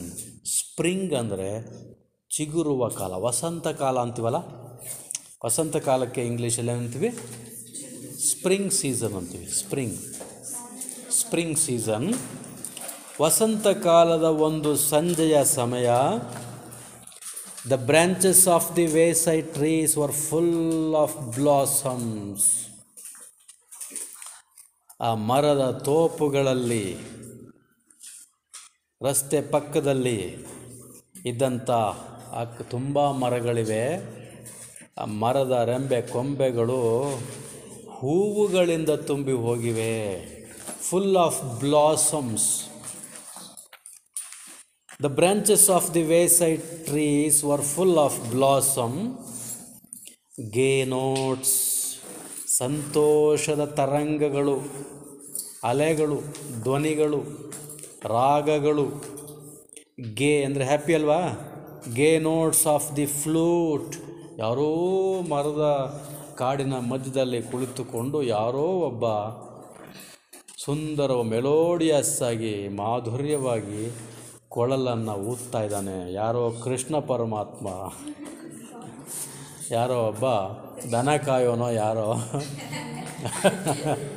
ದನ ಕಾಯೋನೋ, ಎಮ್ಮೆ ಕಾಯೋನೋ ಯಾರೋ, ಅಥವಾ ಕುರಿ ಕಾಯಿನೋ ಇರ್ಬೋದು. ಅವನು ಆ ಫ್ಲೂಟನ್ನು ನುಡಿಸ್ತಾ ಇದ್ದಾನೆ. A man must be playing is flute ಅಂದರೆ ಕೊಳಲು. ಫ್ಲೂಟನ್ನು ನುಡಿಸ್ತಾ ಇದ್ದಾನೆ. ಅದರ ನೋಟ್ಸ್, ಅದರ ತರಂಗಗಳು ಗಾಳಿಯಲ್ಲಿ ತೇಲಿ ಬರ್ತಾ ಇದೆ, ಕಿವಿಗೆ ಕೇಳಿಸ್ತಾ ಇದೆ. ಎಂಥ ಬ್ಯೂಟಿಫುಲ್ ಸಿಚುವೇಶನ್ ಆ್ಯಂಡ್ ಸೀನರಿ ಅಲ್ವಾ?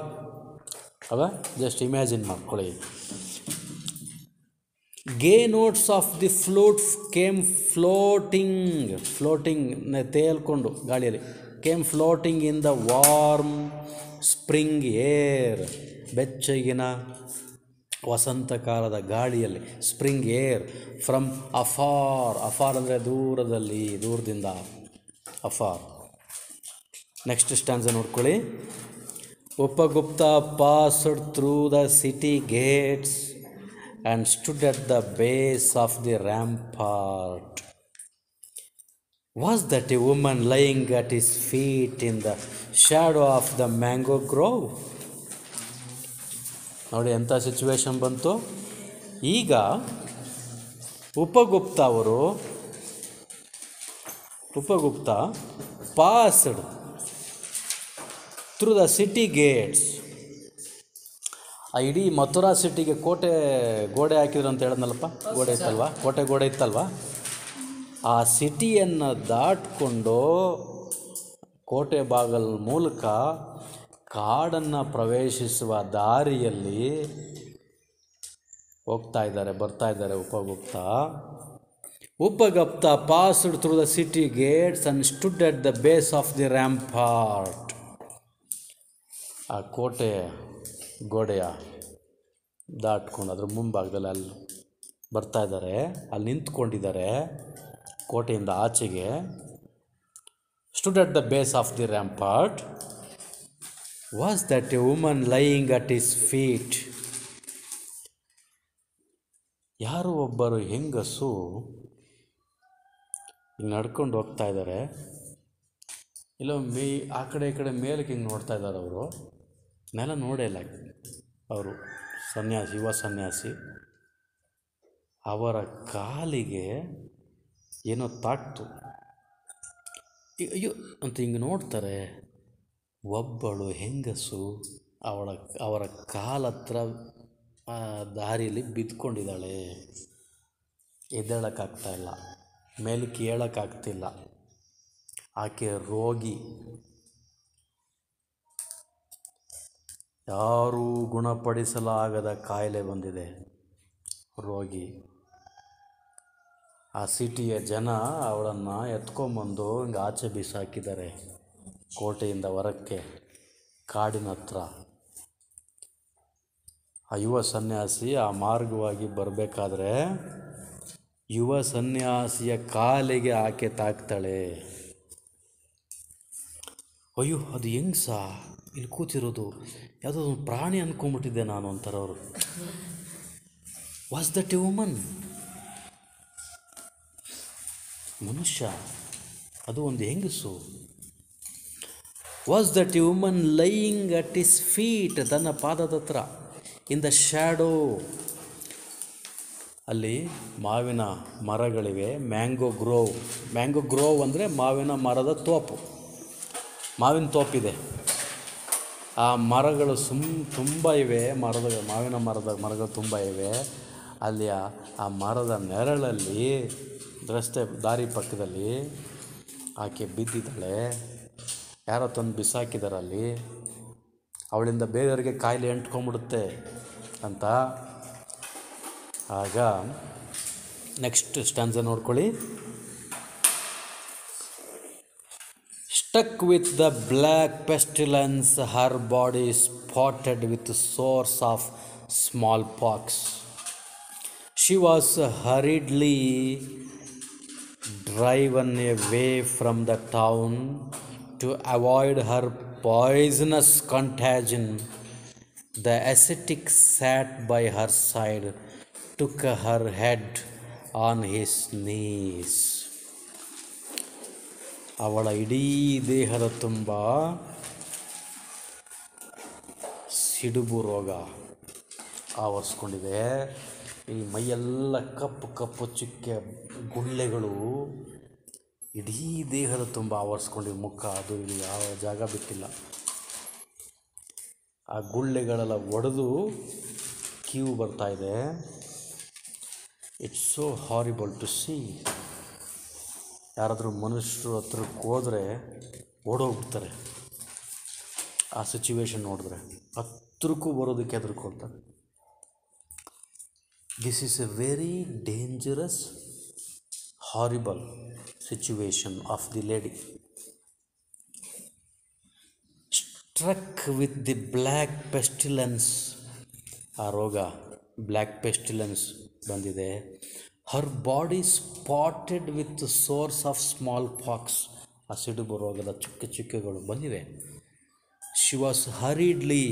ಯಾವಾಗ ಈ ರೀತಿ ಇಂಥ ಕಾಯಿಲೆಗೆ ಇವಳಿಗೆ ಬಂದಿದೆ ಅಂತ ಗೊತ್ತಾಯಿತು, ಇಮ್ಮಿಡಿಯೇಟಾಗಿ ಕಾಯಿಲೆ ಬಂದಿದೆ ಅಂತ ಗೊತ್ತಾಯಿತು, ಇಮ್ಮಿಡಿಯೇಟಾಗಿ ಅವರೆಲ್ಲ ಯಾವುದೋ ಒಂದು ಮರ ದಿನ ಅಂತ ಕೋಲು ಅದೆಲ್ಲ ತಗೊಂಡು ಅದಕ್ಕೂ ಅವಳಿಗೆ ಮುಟ್ಟದಂಗೆ ಕೋಲ್ನಲ್ಲೇ ಹಿಂಗೆ ಇದು ಮಾಡಿಕೊಂಡು ಎತ್ಕೊಂಡು ಯಾವುದಕ್ಕೂ ಹಾಕ್ಕೊಂಬಂದು ಹೊರಗಡೆ ಟೌನಿಂದ ಆಚೆ ತಂದು ಮರದ ತೋಪಿನಲ್ಲಿ ಬಿಟ್ಟೋಗಿದೆ. She was hurriedly driven away. ಆಚೆ ಹಾಕಿದ್ದಾರೆ. ಡ್ರೈವನ್ ಅವೇ ಅಂದರೆ ದೂರಕ್ಕೆ ಹಾಕಿದ್ದಾರೆ. ಡ್ರೈವನ್ ಅವೇ ಫ್ರಮ್ ದ ಟೌನಿಂದ ಆಚೆಗೆ. ಯಾಕೆ ಹಾಕಿದ್ದಾರೆ? ಅಲ್ಲಿ ಮುಂದಿನ ಸಾಲಿದೆ ನೋಡಿ. To avoid her poisonous contagion. ಅವಳ ವಿಷಕಾರಿ ವೈರಸ್ ರೋಗ ಬೇರೆಯವರಿಗೆ ಸ್ಪ್ರೆಡ್ ಆಗದಾಗೆ ಅವಾಯ್ಡ್ ಮಾಡೋದಕ್ಕೆ, ನಿಯಂತ್ರಿಸೋದಕ್ಕೆ. To avoid her poisonous contagion. ಆದರೆ ನಮ್ಮ ಯುವ ಸನ್ಯಾಸಿ ಉಪಗುಪ್ತ ಇದ್ರಲ್ಲ, ಹಿಂಗೆ ಹೋಗ್ತಾ ಇರಬೇಕಾದ್ರೆ ಹಂಗೆ ಉರುಳ್ಕೊಂಡು ಬಹುಶಃ ಅವಳು ನೆಲದಲ್ಲೇ ಉರುಳ್ಕೊಂಡು ಅವ್ರ ಪಾದ ಹತ್ರಕ್ಕೆ ಬಂದ್ಲು ಅಂತ ಅನಿಸುತ್ತೆ. ಇವಳು ಬರ್ತಾ ಇರೋದು ನೋಡಿ, ಎದ್ದು ನಡೆಯೋಕ್ಕಾಗ್ತಾಯಿಲ್ಲ, ತಂದು ಬಿಸಾಕಿದಾರಲ್ಲ, ಎದ್ದೇಳಕ್ಕೆ ಶಕ್ತಿ ಇಲ್ಲ, ಹಿಂಗೆ ಉಳ್ಕೊಂಡು ನೆಲದಲ್ಲೇ ಬಂದು ಕೈಯನ್ನು ಹಿಂಗೆ ಜೋಡಿಸ್ಕೊಂಡು ಆ ಸ್ವಾಮೀಜಿ ಪಾದಕ್ಕೆ ಹತ್ರ ಬಂದಿದ್ದಾಳೆ. ಆವಾಗ ಹಿಂಗೆ ನೋಡಿದ್ರು, ಅವರು ಹೆದರಲಿಲ್ಲ, ಅವರು ಮಾಯ ಆಗಲಿಲ್ಲ. ನೋಡಿದ್ರು, ಭಯ ಪಡಲಿಲ್ಲ. ಅವರು ಕೆಳಗೆ ಕೂತ್ಕೋತಾರೆ. ಹೀ ಸ್ಯಾಟ್ ಸಿಟ್ಟಿಂಗ್, ಕೆಳಗೆ ಕೂತ್ಕೋತಾರೆ. The ascetic sat by her side, took her head. ಅಬ್ಬಾ, ಎಷ್ಟು ಇದೆಲ್ಲ ಮಾಡಬೇಕಾದ್ರೆ ಸಾಮಾನ್ಯ ಮನುಷ್ಯರಿಗೆ ಇಂಥ ಮನಸ್ಥಿತಿ ಬರೋಲ್ಲ. ಏನೋ ಒಂದು ದೈವಿಕ ಗುಣ, ತುಂಬ ಒಳ್ಳೆ ಮನುಷ್ಯತ್ವದ ಗುಣ ಇದ್ದರೆ ಮಾತ್ರ ಈ ಥರ ಸೇವೆ ಮಾಡೋದಕ್ಕೆ ಮನಸ್ಸು ಬರುತ್ತೆ. ನಮಗೂ ನಿಮ್ಗೆ ಬರಬಾರ್ದು ಅಂತೇನಿಲ್ಲ, ಬರ್ಬೋದು. ತುಂಬ ದಯಾಮಯಿ ಗುಣ ಅವ್ರಿಗಿತ್ತು. ಅವರು ಕೂತ್ಕೊಂಡು ಯಾರೂ ಕೂಡ ಮುಟ್ಟಲಿಕ್ಕೂ ಕೂಡ ಅವರ ಕುಟುಂಬದವರು ಮುಟ್ಟೋದಿಲ್ಲ ಅಂಥವರನ್ನು ಇವರು ಟುಕ್ ಹರ್ ಹೆಡ್, ಅವಳ ತಲೆಯನ್ನು ಹಿಂಗೆ ಎತ್ಕೊಂಡು ಅವರ ತೊಡೆ ಮೇಲೆ ಇಟ್ಕೊಳ್ತಾರೆ. ತೊಡೆ ಮೇಲೆ ಮಲಗಿಸ್ಕೋತಾರೆ, ತಲೆ ಹಿಂಗೆ ಮೇಲೆ ಕೆತ್ತಿ. The ascetic sat by her side, took her head on his knees. Knees ಅಂದರೆ ಇಲ್ಲಿ ಆ್ಯಕ್ಚುಲಿ ನೀ ಅಂದರೆ ಇದು ಏನಂತೀವಿ, ಮಂಡಿ ಅಂತೀವಿ. ಅಂದರೆ ಇಲ್ಲಿ ಮಂಡಿ ಮೇಲೆ ಇಟ್ಕೊಂಡ್ರು ಅಂದರೆ ಅದು ತೊಡೆ ಮೇಲೆ ಇಟ್ಕೊಂಡ್ರು ಅನ್ನೋ ಅರ್ಥ. Okay, knees. ಕೆ ಸೈಲೆಂಟ್ ಅದರಲ್ಲಿ, KNEES ಇದೆಯಲ್ಲ, ಕ್ನೀಸ್ ಅಂತ ಓದಬಾರ್ದು, ನೀಸ್ ಅಂತ ಓದಬೇಕು. ನೀವು ಕಬಡ್ಡಿ ಆಡುವಾಗ ನೀ ಕ್ಯಾಪ್ ಅಂತ ಹಾಕ್ಕೊಡಲ್ವ? ಅದೇ KNEE, ನೀ. ನೆಕ್ಸ್ಟು ಆ ತಲೆಯನ್ನು ತನ್ನ ತೊಡೆ ಮೇಲೆ ಇಟ್ಕೊಂಡು ಅವಳನ್ನು and moistured her lips with water. ಏನೋ ಒಂದು ಕಮಂಡಲು ಇರುತ್ತೆ, ನೀರು ತೊಗೊಂಡೋಗಿರ್ತಾರೆ ಅದರಲ್ಲಿ. ಆ ನೀರು ತಗೊಂಡು ಅವಳ ಮುಖಕ್ಕೆ ಹಿಂಗೆ ಚಿಮ್ಕಿಸ್ತಾರೆ, ನೀರನ್ನು ಕುಡಿಸ್ತಾರೆ. ಮಾಯ್ಶ್ಚರ್ಡ್ ಅಂದರೆ ಜೋರಾಗಿ ಉಯ್ಯಲ್ಲ, ಸ್ವಲ್ಪ ಹಾಕ್ತಾರೆ, ಸ್ವಲ್ಪ ನೀರು. ಮಾಯ್ಶ್ಚರ್ಡ್ ಅಂದರೆ ತೇವ ಮಾಡಿದ್ರು ಅಂತ. Moistured her lips with water and smeared her body with sandal balm. ಅಬ್ಬಾ, ಎಂಥ ವಿಚಿತ್ರ ನೋಡಿ, ಎಂಥ ದಯೆ. ಅಲ್ಲೇ ಒಂದು ಔಷಧಿ ಎಲ್ಲ ಹಚ್ಚಿ ಬಹುಶಃ ಇಟ್ಕೊಂಡಿದ್ರು ಅಂತ ಕಾಣ್ತದೆ. ಗಂಧದ ಔಷಧಿಯನ್ನು ಅದು ತೆಗೆದು ಅವಳ ದೇಹಕ್ಕೆ ಅವರು ಹಚ್ತಾರೆ. ಸ್ಮೇರ್ಡ್ her body with sandal bomb ಅಂದರೆ ಬಾಂಬಲ್ಲ, ಅದು BALM, ಬಾಮ್. ಅದು ಎಲ್ಲಿ ಸೈಲೆಂಟ್ ಇದೆ, ಬಾಲ್ಮ್ ಅಂತ ಓದ್ಕೊಂಬಿಟ್ಟಿರ. BALM ಇದೆ, ಎಲ್ಲಿ ಸೈಲೆಂಟು, ಬಾಮ್. ಈ ಜಂಡು ಬಾಮ್ ಅಂತ ಕೇಳಿಲ್ವ ನೀವು? ಹಚ್ತಿರಲ್ಲ ಒಂದು ಹಾಂ ಬಾಮ್ ಔಷಧಿ, ಒಂದು ಮೆಡಿಸಿನ್ ಅಂದ್ಕೊಳ್ಳಿ ಆಯಿತಾ. ಆ ಗಿಡಮೂಲಿಕೆ ಔಷಧಿಯನ್ನು ಅವಳಿಗೆ ಹಚ್ತಾರೆ, ಲೇಪನ ಮಾಡ್ತಾರೆ. Smeared her body with sandal balm, ಗಂಧದ ಎಣ್ಣೆ ಔಷಧಿ ಎಲ್ಲ ಹಚ್ತಾರೆ, sandal balm. Who are you merciful one asked the woman. ಅವಳಿಗೆ ಸರಿಯಾಗಿ ಕಣ್ಣು ಬಿಡೋಕ್ಕೂ ಕೂಡ ಆಗ್ತಾಯಿಲ್ಲ. ಬಿಸಿಲು, ನೋವು, ಕಾಯಿಲೆ ಕಷ್ಟ ಆಗಿದೆ. ನನಗೆ ಇಷ್ಟು ಕರುಣೆ ತೋರಿಸುವ ವ್ಯಕ್ತಿ ಯಾರು, ಆಕೆಗೆ ನಾನು ತಿಳ್ಕೊಬೇಕಲ್ಲ ಅನ್ನೋ ಕುತೂಹಲ ಜಾಸ್ತಿ. ಮನುಷ್ಯರೆಲ್ಲ ಸೇರಿ, ಟೌನವರೆಲ್ಲ ಸೇರಿ ನನ್ನ ತಂದು ಆಚೆ ಬಿಸಾಕಿದಾರಲ್ಲ, ಯಾರು ಇವರು ಅಂತ ತಿಳ್ಕೊಬೇಕು ಅಂತ ಅವಳು ಕುತೂಹಲದಲ್ಲಿ ಕೇಳ್ತಾಳೆ. Who are you merciful one. Merciful ಅಂದರೆ ದಯಾಮಯಿ, ಓ ಕರುಣಾಮಯಿ, ತಾವು ಯಾರು ಅಂತ ಕೇಳ್ತಾಳೆ ಅವಳು. Who are you merciful one asked the woman. ಆಕೆ ಕೇಳಿದ್ಲು. The time at last has come to visit you and I am here, replied the young ascetic. ತಾಯಿ, ನಿನ್ನ ಭೇಟಿ ಮಾಡುವ ಸಮಯ ಬರುತ್ತೆ, ಆ ಸಮಯ ಬಂದಾಗ ನಿನ್ನಲ್ಲಿಗೆ ನಾ ಬರ್ತೀನಿ ಅಂತ ಹೇಳಿದ್ನಲ್ಲ, ಆ ಸನ್ಯಾಸಿ ನಾನೇ ಅಂತ. ಅಂದರೆ ಆಕೆ ಯಾರು? ಡ್ಯಾನ್ಸಿಂಗ್. ನೋಡು, ಒಂದು ಟೈಮಲ್ಲಿ ಆಕೆ ಭಾಳ ಸುಂದರವಾದ ಯುವತಿ, ಎಲ್ಲ ಜನರಿಗೂ ಬೇಕಾದಂತಹ ಒಬ್ಬಳು ನರ್ತಕಿ ಅಲ್ವಾ. ಯಾರ್ಯಾರು ಅವಳನ್ನು ನೋಡಿ, ಅವಳ ಸೌಂದರ್ಯವನ್ನು ನೋಡಿ ಅವಳನ್ನು ಮೆಚ್ಚುಗೆ ವ್ಯಕ್ತಪಡಿಸಿದ್ರು, ಅವಳ ನರ್ತನವನ್ನು ನೋಡಿ ಎಂಜಾಯ್ ಮಾಡಿದ್ರು, ಅದೇ ಜನ ಕಾಯಿಲೆ ಬಂದಿದೆ ಅಂತ ಗೊತ್ತಾದಾಗ ತಂದು ಪ್ರಾಣಿ ಬಿಸಾಕಿದಂಗೆ ಆಚೆಗೆ ತಂದು ಬಿಸಾಕಿದ್ದಾರೆ. ಅಂಥ ಸಂದರ್ಭ ಬಂದಾಗಲೇ ನಮಗೆ ನಿಜವಾದ ಮನುಷ್ಯರು ಯಾರು ಅಂತ ಗೊತ್ತಾಗೋದು. ನಾವು ಚೆನ್ನಾಗಿದ್ದಾಗಲ್ಲ ಗೊತ್ತಾಗೋದು ಅಲ್ವಾ. When the difficult time comes to us, it tests who are our real relatives. ನಮ್ಮ ನಿಜವಾದ ರಿಲೇಟಿವ್ಸ್ ಯಾರು, ನಮ್ಮನ್ನು ನಿಜವಾಗಲೂ ಮೆಚ್ಕೊಂಡಿದ್ದವ್ರು ಯಾರು, ಅವಾಗ ಗೊತ್ತಾಗೋದು ಅಂಥ ಟೈಮಲ್ಲಿ.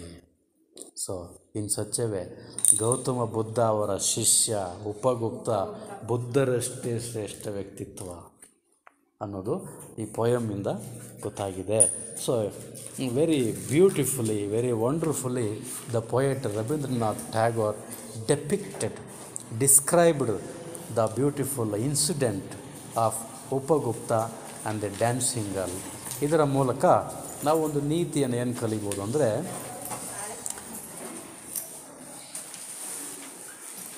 we should go to the people only when the need arises ಅಲ್ವಾ. And one more thing, it helps us, the time teaches who is our real relatives, who are our real relatives, real friends. They only come to us to help in time of danger ಅಲ್ವಾ. ಗೊತ್ತಾನೆ, ನಿಜವಾಗ್ಲೂ ನಮ್ಮ ಸಹಾಯಕ್ಕೆ ಬರೋರು ಅವರು ಮಾತ್ರ. ಉಳಿದವರೆಲ್ಲ ನಾವು ಚೆನ್ನಾಗಿದ್ದಾಗ, ನಮ್ಮ ಹತ್ರ ಚೆನ್ನಾಗಿ ದುಡ್ಡು ಇದ್ದಾಗ ನಮ್ಮ ಹತ್ರ ಬೇಕಾದಷ್ಟು ಜನ ಬರ್ಬೋದು, ಬಟ್ ಕಾಲ ಮಾತ್ರ, time is the only judge who are good people and who are bad people ಅಂತ ಜಡ್ಜ್ ಮಾಡೋ ಕೆಪಾಸಿಟಿ ಇರೋದು ಕಾಲಕ್ಕೆ. ಓಕೆ, ಅಂಡರ್ಸ್ಟುಡಾ? ಚೆನ್ನಾಗಿತ್ತಾ? Did you enjoy the class?